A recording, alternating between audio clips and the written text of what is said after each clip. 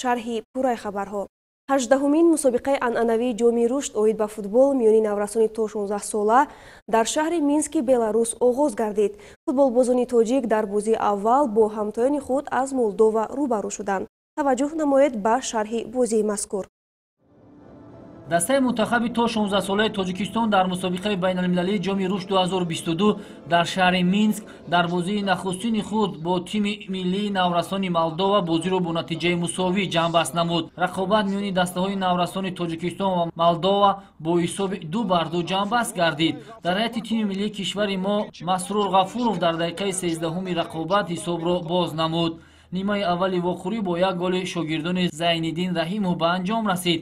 дар қисмати дуюми бозӣ футболбозони навраси Молдова голи ҷавобиро зада таносубро барқарор карданд. муаллифи гол Давид Стоянов гардид. дар дақиқаи 61-уми рақобат Сергей Перчун аз ҳайати тими миллии 16-солаи Молдова голзанӣ намуд ва мунтахабашро ба пеш баровард. дар дақиқаи 68-уми вохӯрӣ наврасони футболбози тоҷик тавассути худгол ҳисобро барқарор карданд. ту баъд аз бархӯрдан ба Кирилл Тап мустақилона вориди дарвозаи рақибон гашта таносуб бори дуюм дар ин вохӯрӣ барқарор гардид. шогирдони Зайниддин Раҳимов бозии навбатии худро дар ҷоми рушд 2022 рӯзи 9 феврал бо ҳамсолонашон аз Беларус анҷом медиҳанд.